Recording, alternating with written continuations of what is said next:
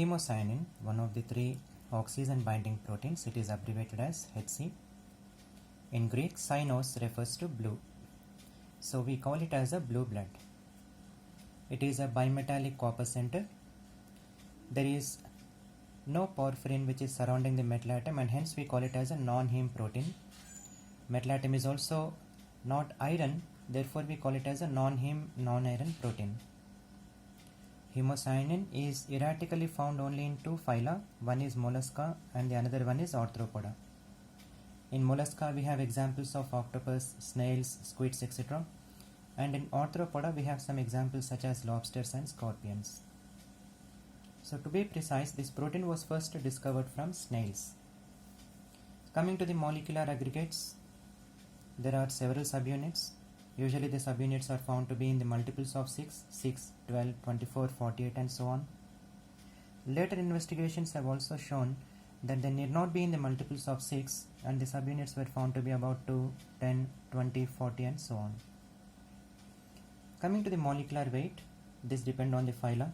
In molluscan family, each subunit it has approximately a molecular weight of 50 kilodalton, whereas in arthropoda it is found somewhere around 70 kilodalton. Hemocyanin binds oxygen cooperatively, and also we can find that from these subunits there is no monomer, so no myohemocyanin can be seen.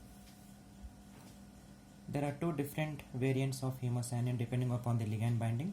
One we are calling it as a deoxyhemocyanin and the another one is called as a oxyhemocyanin. In both cases the metal centers are coppers. In the case of deoxyhemocyanin, the two coppers are separated by a distance of 3.54 angstroms approximately, and around each copper the coordination number is 3. The three donor ligands are nitrogens coming from the histidines which are attached to the amino acids containing 344, 348 and 384 amino acid chains, whereas to the other copper the number of amino acids present in the chain are changing from 224, 194 to 198. The coordination geometry is approximately trigonal pyramidal around each copper, and the two trigonal pyramidals are found to be staggered to one another.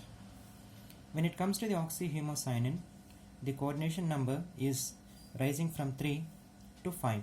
Around each copper the coordination number is 5 and the coordination geometry is roughly a square pyramid. Another important feature in this hemocyanin is out of the 3 bonds, one bond is found to be longer, the other 2 bonds are found to be shorter for each copper. Same is also followed here. One of the bonds will be longer, the other 2 bonds will be shorter. When it binds to dioxygen, that longer bond is shifted to the axial position in the square pyramid. Supposing that this is a square pyramid, this axial bond will be the longer one. Even for this copper, this axial bond is the longer one. The two square pyramid units are like anti to one another.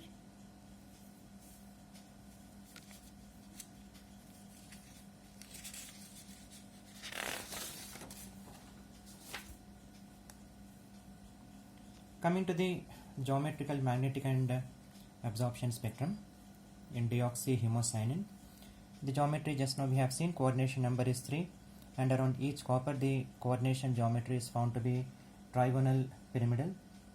One of the 3 bonds was found to be longer, and the coordination number 1, 2, 3 it is purely with nitrogens coming from the histidines. There is no direct metal-metal bonding between the 2 coppers, therefore we cannot call it as a cluster. Getting back to the magnetic property, each copper has +1 oxidation state, therefore it is a D10 configuration without any unpaired electron, and hence deoxyhemocyanin is found to be diamagnetic. In the absorption spectrum we don't find any peaks, and deoxyhemocyanin is found to be colorless. Coming to the oxyhemocyanin, dioxygen is binding to the 2 copper centers present in +1 oxidation state, where the 2 copper centers are now converted into +2 oxidation state, and the dioxygen is being converted into a peroxo form. The geometry around each copper is found to be square pyramid with a coordination number of 5. Each copper is present in a nitrogen rich environment. 3 are the nitrogens coming from the histidines, whereas the other 2 coordination sites are occupied by the oxygens coming from a peroxo. So dioxygen in this case is converted into a peroxo form.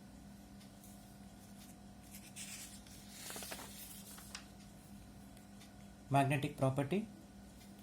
In oxyhemocyanin, the 2 coppers are present in +2 oxidation state. So when I say +2 oxidation state, there must be one unpaired electron in each copper, because copper 2 has a D9 configuration. So there must be one unpaired electron. But in oxyhemocyanin, the 2 copper centers come much closer to one another, and there will be a strong antiferromagnetic coupling, due to which the paramagnetic property is not found and the magnetic property is found to be diamagnetic. Oxyhemocyanin is diamagnetic due to strong antiferromagnetic coupling. In the absorption spectrum, there are 2 bands, a very intense one at 350 nanometer and less intense one at 550 nanometer. One is of a sigma type charge transfer transition and the another one is of a pi type of charge transfer transition from peroxo into the copper 2. So due to these 2 charge transfer transitions, one being a more intense one and the another being a less intense one, blue color can be found. Oxyhemocyanin is blue color. Though there are 2 unpaired electrons, due to antiferromagnetic coupling, diamagnetism will result, and hence oxyhemocyanin is found to be EPR silent. When it comes to the bonding mode of dioxazine, which is converted into a peroxo form, is found to be side-on bridging bonding mode. So here we can see it is a side-on bridging, and each oxygen is connected to 2 coppers. Hence we say it is a bridging dihapto 1. It is a very important point. Also we have said that there is a antiferromagnetic coupling, and this antiferromagnetic coupling is due to superexchange stabilization. One important point we have to discuss here is the stretching frequency of the dioxazine, which is converted into a peroxo form, should be around 850 wave numbers, but in this case we find it to be around 750 wave numbers. It is very much lesser what we have seen in hemerythrin, and also what we have seen in the basics of dioxazine when it is converting into superoxo and peroxo. The reason for this 750 wave number drop is because the dioxazine is bound to 2 coppers, and more electron density is flowing into the dioxazine, and therefore the stretching frequency of the dioxazine drops. So that dioxazine which is converting into a peroxo form is losing its bond order to a greater extent, and hence the stretching frequency is also dropping. There is a balance between the amount of electron density given into the dioxazine, because if more and more electron density flows, the bond order will be completely depleted and this bond will completely vanish. Once this bond completely vanishes,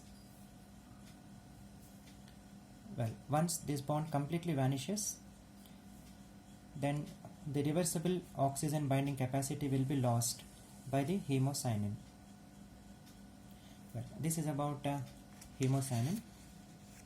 In our next video, we will try to take these similarities or differences between the hemerythrin, hemocyanin and also hemoglobin.